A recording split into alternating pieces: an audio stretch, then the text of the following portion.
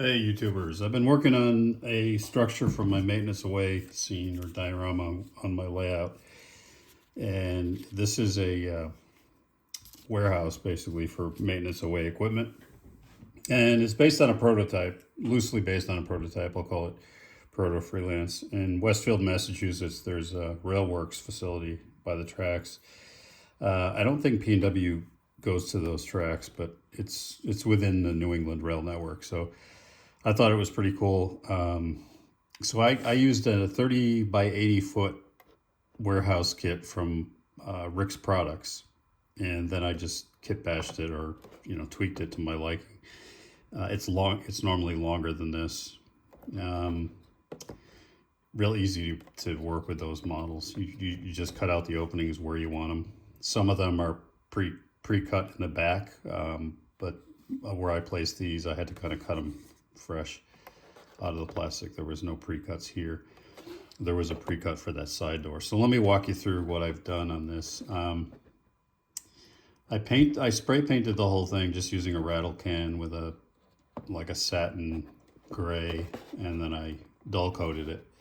The roof I painted with just a flat white primer, and that's it for painting, except for what I'm going to show you on the bottom here. I like to put foundations on my structures because what I'm going to do in this case is that little bit of foundation is going to allow me to excuse me, put gravel raised up to the garage door there, and have gravel raised up to the doors here, and have it look like there's a bit of gravel around the foundation.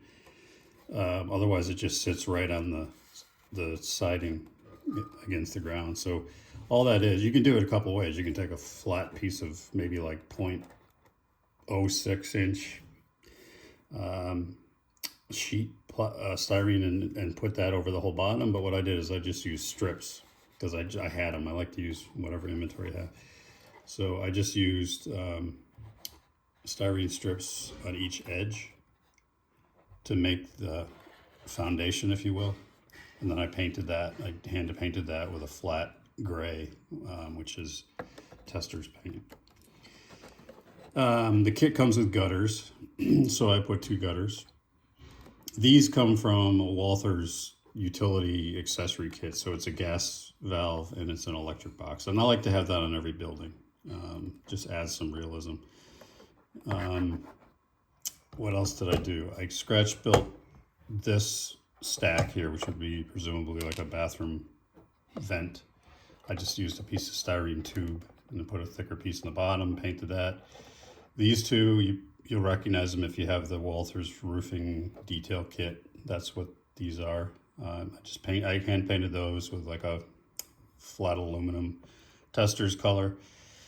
And this light here is, let me show you the raw product. It's just a Amazon purchase, and fairly inexpensive, made in China, of course. They look like this, and they're made of metal, so you can bend them pretty easily. I use a similar light on the sign on a cafe that I built. So this gives a nice light over the door. It's an LED. And the other thing I did is signage. And when I do signage, so Railworks, that's their logo. This is just a private do not enter.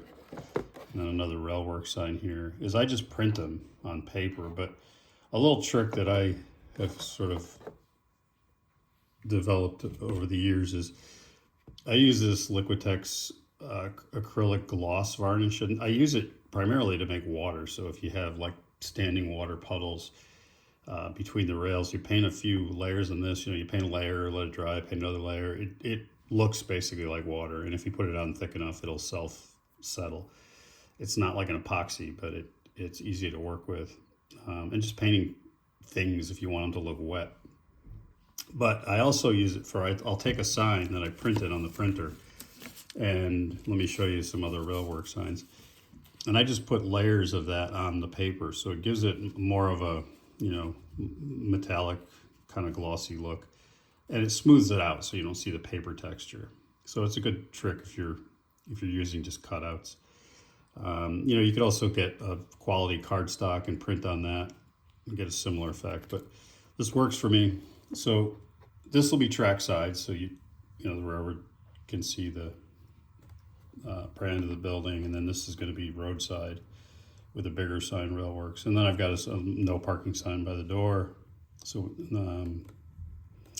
what other details? This is going to be against the backdrop, this side, so didn't really do anything to it. This will be against the other backdrop, not going to do anything to it. So let's talk about the inside. What I did for the inside, and I'll turn on the lights in a second, is I built a box basically inside there, kind of like a diorama within a diorama. And I just printed out a wall from an actual shop and sized it in PowerPoint and stuck it along the inside of the box. And then I put 2 LEDs on the roof and put colored printed paper to match the walls on the floor. It's kind of like a brownish concrete floor. And I'll flip this over and show you what it looks like. So basically it's a styrene box that I created. And along the walls are the images of the inside of a shop. And I painted the outside of the box just so no light bleeds through it. And I also put these strips on the bottom so that it matches the strips on the foundation there, so everything kind of sits flush with the ground. And you can see the wiring, the ugly underbelly. So I've got the wiring coming from the light over the door, and then I've got 2 LEDs on the roof of this room here, and everything comes together in this junction. I've got the resistor for the door light. The lights on the roof here already have resistors in them, and then everything goes to a power lead. That'll go through the layout. So let's light it up. And I just use a 9-volt battery. Since I got the resistors in there, I power everything off of a 12-volt DC bus. And so 9-volt will work for demo. So if we do the old hand electrification there, you can see how everything looks. Hold on a second, apologize for that. Use my other hand, there we go. So you can see that nice glow that comes off the door light there.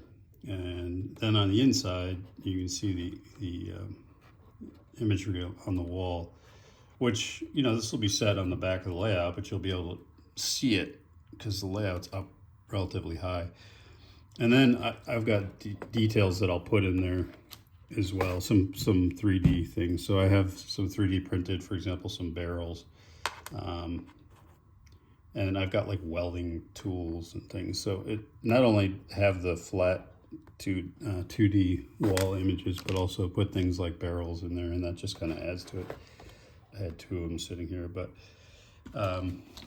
if I put that in there and I just push it back, you kind of get the idea of it's kind of a nice contrast. It kind of brings everything to life a little bit when you have some 3D things in there as well. So I'll put some tools along the wall. So yeah, it's just a good example of how you can take a simple structure and really make it pop. And of course, you're probably all thinking about, oh, what about weathering? So that comes next. Since it's clear, it's dull coated. I'll use powdered pigments on this. I'm not going to do any airbrushing.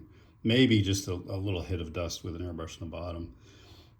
But I'll do streaking and some rust, and you know, it's not a very old building, so I don't want to overdo it, but you know, some streaking coming down off under the light, some streaking coming down around the corners, the gutters, off the stack, off of these. I'll rust these just a tad, put some rust wash, and that'll just kind of finish it off. But let's move over to the layout now, and I'll show you where this thing is going to live. So lights out, and it's up here in this corner, which I've been working on, and I've featured that in prior videos as well. Just what's going on here. So it's going to go back here, and you know, the exact position TBD, but I've got some maintenance away vehicles, obviously maintenance away rail cars.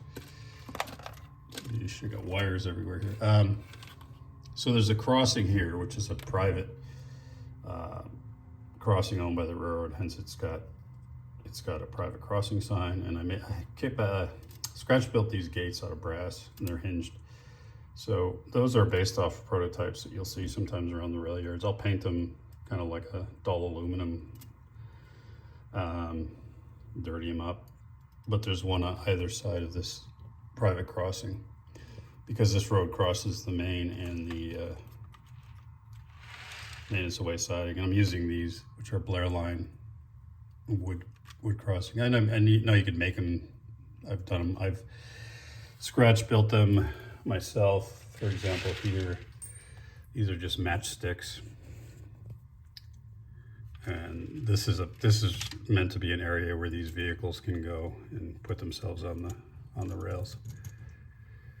So this whole scene here is maintenance away, minus the tree, of course. So we've got some stuff going on here. We got some floodlights. We've got some work going on, fenced in, a couple of structures, old faded Conrail logo. It's now P&W. And then now it extends out to this new area, which is alongside the new cafe, which I featured in a prior video, which lights up also. And I've got some lights on the sign. I'll show you that in a second with the battery. So this roadway crosses over. There's going to be a crossing here. There's going to be a crossing here, and then it's going to be just gravel, not paved. And that's how they get between that railworks facility and then this whole area here. So this is P&W property. They subcontract, or they contract with Herzog to do work. So I've got a Herzog truck here, Herzog rail car, and then Railworks also has a facility, which is the prototype in Westfield, Mass does rail work, maintenance, construction, maintenance away. So it's kind of fitting that they're there. So it's kind of a complex here for maintenance away. And there's a decent length siding for all the maintenance away equipment that you see here. I've got my, this I scratch built. This is a OTM tracker. I've also got one that I got 3D printed that I purchased, but this one I made with styrene and a die-cast model. And then I've got my maintenance away gear car. And more recently, I weathered this old, I purchased and weathered this old potable water maintenance away tank. And I got my P&W heavily faded Conrail caboose with a flashing rear end light on it up here, which is based off a prototype.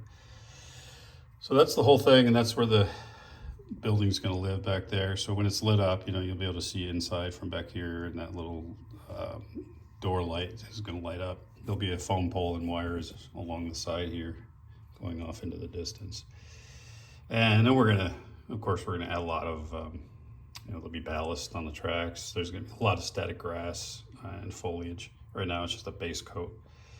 And so that's that. And then if I can get the battery, I'll show you what the cafe looks like, just since we're over here.